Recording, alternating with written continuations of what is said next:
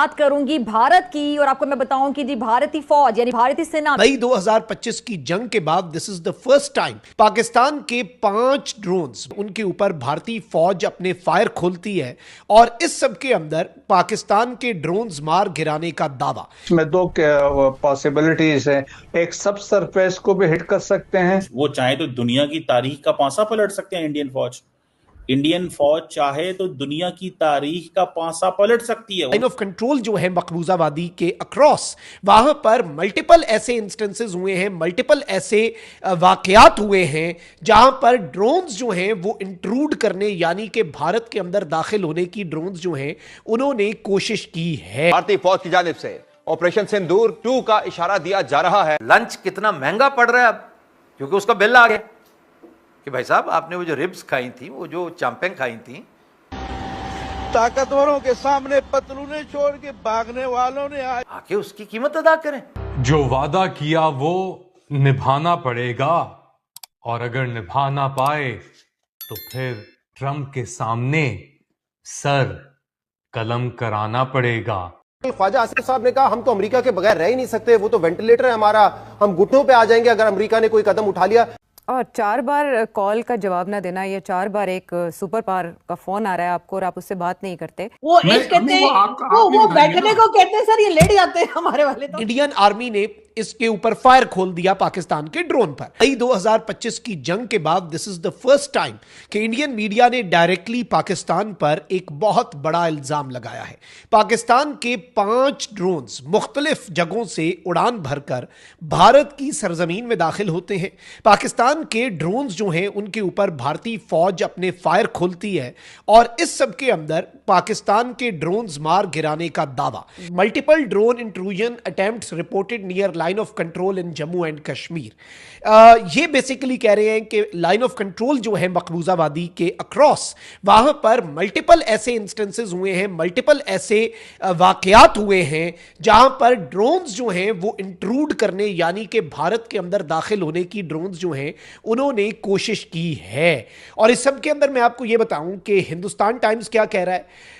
Hindustan times कह रहा है कि suspected Pak drone seen hovering over Jammu and Kashmir border areas. ये कहते हैं कि जी कुछ फ्लाइंग ऑब्जेक्ट्स जो हैं वो इंडिया की टेरिटरी के अंदर आए, लाइन ऑफ कंट्रोल और इंटरनेशनल बॉर्डर को क्रॉस करते हुए, और ये जो फ्लाइंग ऑब्जेक्ट्स हैं जो कि अनआइडेंटिफाइड थे इनिशियली, इंडियन आर्मी जो है उसने पाकिस्तानी ड्रोन के ऊपर फायर खोल दिया है।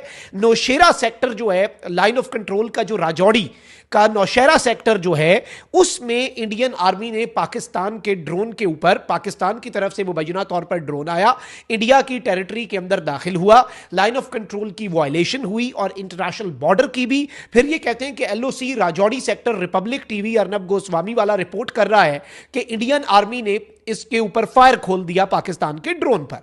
फिर बेसिकली ये कह रहे हैं कि भाई इंटरनेशनल बॉर्डर और लाइन ऑफ कंट्रोल पर कुल 5 ऐसे वाकयात हैं जिनमें ड्रोन्स को स्पॉट किया गया है, जिनमें ड्रोन्स को ऑब्जर्व किया गया है कि वो इंडियन साइड के ऊपर एंटर हुए। वो एक कहते हैं वो बैठने को कहते हैं सर, ये लेट जाते हैं हमारे वाले तो।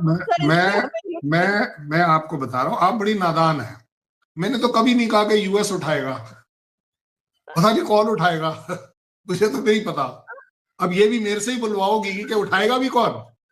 लेकिन ये as a policy, as a India, मैं आपको बता रहा हूं, we don't support such things.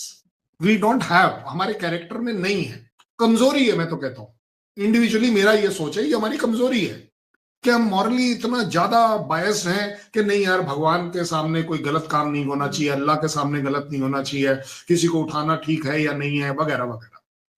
और इसीलिए आप देख रहे हैं हम सफर कर रहे हैं। बट उससे भी बड़ी बात यह है, ये जो आपने बात करी ना ऑयल की, क्योंकि वो रह गया पॉइंट, सबसे बड़ा point, is it actually a war of oil? I don't think. Oil is पूरी दुनिया। मैं आपको एक नया इंटरप्रिटेशन देता हूं, आई थिंक आपके शो पर पहली बार कोई इस तरह की बात करेगा। दिस इज नॉट अ लड़ाई ऑफ ओनली ऑयल। अगर आप रिसर्च कर लीजिए, हमें तो यूएस ने मोटिवेट किया था कि आप उससे खरीद लीजिए क्योंकि सस्ता मिल रहा है, उसकी प्राइस बढ़नी नहीं चाहिए, $60 पर बैरल से ऊपर नहीं जाना चाहिए, वगैरह वगैरह। लेकिन जब हमने उनके साथ, क्योंकि आपने सैंक्शन लगा दिया यूएस ने, तो अब डॉलर बंद हो गया देना उनको, तो हमने रुपयों में करना शुरू कर दिया।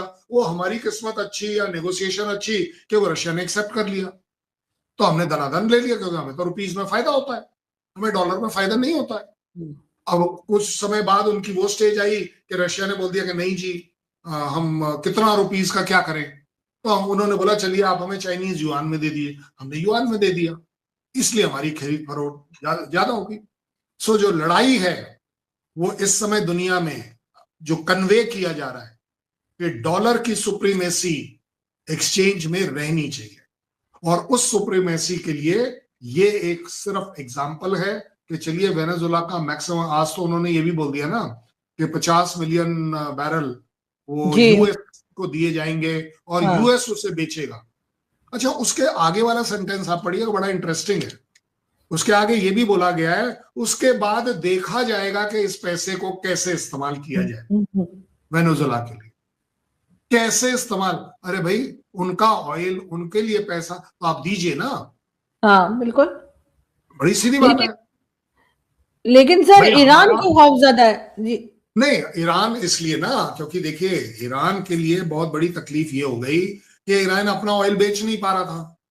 तो जो चोरी छुपे जो भी ऑयल बिक रहा था, वो 500 से 700 मिलियन डॉलर जो वो प्रोड्यूस कर रहा था टेररिज्म के ब्लैक मनी, वो ब्लैक मनी कहां से आ रहा था?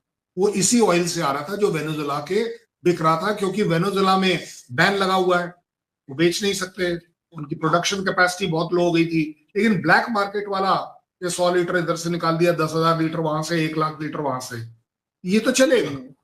जो मशीनरी वहां लगी है वो उखाड़ के थोड़ी ना कोई ले गया है, मशीनरी लगी हुई है, लेकिन उसको इंफ्रास्ट्रक्चर नहीं मिल रहा, सप्लाई चेन नहीं मिल रही।